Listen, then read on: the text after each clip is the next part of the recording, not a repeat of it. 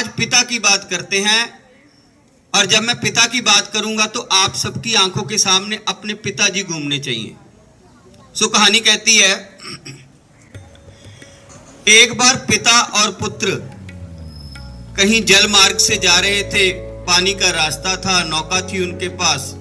समुद्र में रास्ता भूल जाते हैं, बहुत दूर निकल जाते हैं और उनकी नाव जो है वो टूट जाती है एक ऐसी जगह पे जहां पे दो टापू थे पास पास में।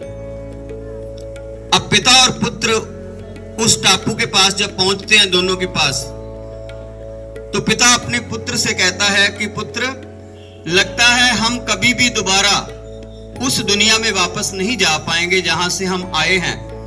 लगता है हमारा सारा जीवन इन्हीं टापुओं पे नष्ट हो जाएगा, समाप्त हो जाएगा।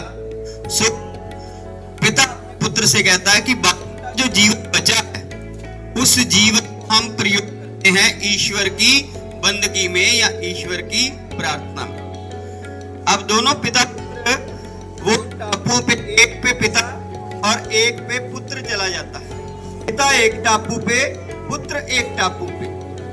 दोनों आराधनाओं में, प्रार्थनाओं में उतर जाते हैं। पुत्र जो है वो ईश्वर से मांगता है बहुत जल्दी, 2, 4, 5 दिन बाद, कि हे ईश्वर, मुझे बहुत भूख लगी है, मुझे इस टापू पे सारे हरे भरे पेड़ जो हैं वो लगा दो। फल के मुंह से इतनी बात निकलती है और सारा टापू हरा भरा हो जाता है, वृक्ष उग जाते हैं, फल आ जाते हैं और पुत्र बड़ा खुश होता है। 2 दिन और बीतते हैं।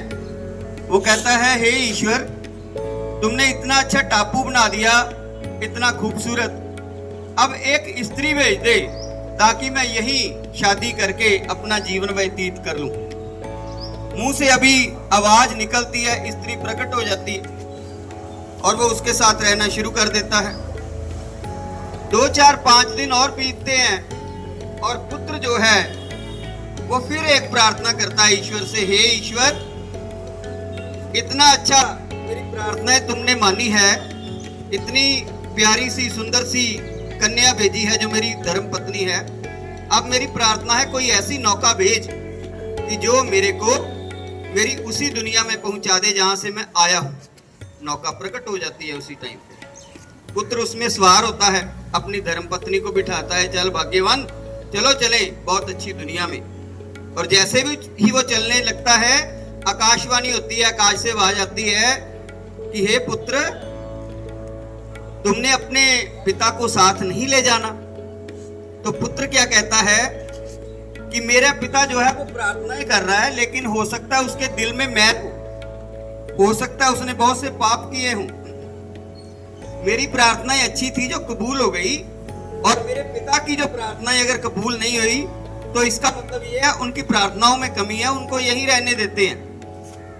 वो जैसे ही नौका चलाने लगता है फिर आकाशवाणी होती है, पूछेगा नहीं कि तेरा पिता क्या प्रार्थनाएं करता था। तो कहते क्या करता था?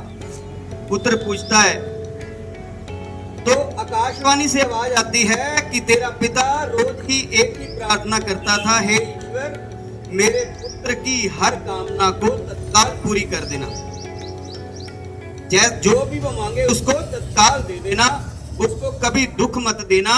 अगर मृत्यु आए तो मैं चाहूंगा मृत्यु मेरी पहले हो, लेकिन मेरा पुत्र जो है वो हमेशा सुखी रहे, उसको कभी भी किसी वस्तु से वंचित मत करना। तो पुत्र जो है वो बहुत शर्मिंदा होता है। तो उसकी पुत्र की जितनी भी कामनाएं पूरी हो रही थी वो किसके कारण हो रही थी? पिता के कारण पूरी हो रही थी। तो बच्चों, ये हम अक्सर सोचते हैं कि हमारा पिता जो है वो हमारे लिए क्या क्या करता है, लेकिन पिता बड़े महान होते हैं। इसीलिए ईश्वर को परम पिता परमेश्वर कहा जाता है कि परमेश्वर का भी रूप जो है वो पिता के रूप में देखा गया है। अपने पिता की रिस्पेक्ट करो, अपने पिता की इज्जत करो। अपने पिता, जब तुम्हारे पिता घर से बाहर काम के लिए जाते हैं तो दुआ किया करो कि मेरा पिता जो है वो हंसता खेलता वापस आए, धन दौलत के साथ वापस आए, इसको जो इसकी दैनिक वेजेस हैं वो उसको मिले, इसको कार्य मिले। मेरे पिता में अगर कोई बीमारी है या कोई बुराई है, हे ईश्वर, मेरे पिता से वो बुराई जो है वो दूर कर दो।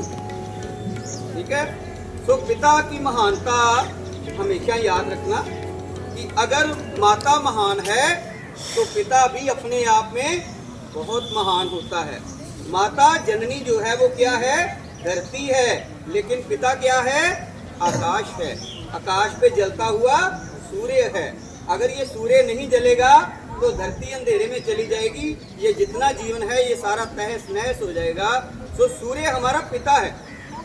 ठीक है, तो पिता की अहमियत, पिता का महत्व सूर्य से कम नहीं है। तो आज कितने बच्चे जो हैं वो अपने पिता को शाम को जब वो घर में आएंगे तो उनको सत श्री अकाल बोलेंगे। हाथ खड़े करो जरा, ऊंचे हाथ खड़े करो। ये देखो, ये इनमें बड़ी भावना होती है। बड़े बच्चों को शर्म आती है ना कि हम नहीं करेंगे, नहीं करते, सत श्री अकाल नहीं करेंगे। तुम्हें ये भी डर होगा कि कहीं पिताजी जो है कहीं थप्पड़ ही ना मार दे। ठीक है, लेकिन प्यो का थप्पड़ भी ਜਿਹੜਾ ਹੁੰਦਾ ਹੈ ਉਹ ਬੜਾ ਕੀਮਤੀ ਹੁੰਦਾ। ਸਾਡੇ ਟਾਈਮ ਤੇ ਨਾ ਇੱਕ ਗੱਲ ਕਹਿੰਦੇ ਹੁੰਦੇ ਸੀਗੇ ਜਦੋਂ ਆਪਾਂ ਛੋਟੇ ਹੁੰਦੇ ਸੀ, ਉਹ ਬਾਪੂ ਕਹਿੰਦੇ ਰਹੇ ਤੇ ਸਦਾ ਹੀ ਸੁਖੀ ਰਹਿੰਦੇ ਰਹੇ, ਤੇ ਬਾਪੂ ਕੋ ਆਇਆ ਤੇ ਡਾਢਾ ਦੁੱਖ ਪਾਇਆ। ठीक है, तो जब तक कोई पिता है, जब तक हम पिता पिता कहते रहते हैं ना तो हम सुखी होते हैं। तो आप जीवन में कुछ बन जाओगे, ये बड़े बच्चे, तो कोशिश करना कि आप अपने पिता को कभी ऐसे मत करने देना, किसी के सामने तो क्या अपने सामने भी ऐसे मत करने देना। आप पिता की जेब में जितने पैसे होंगे ऐसे डाल देना कि पिताजी आपकी जेब में कुछ रखा है। ठीक है, so clap for your own father.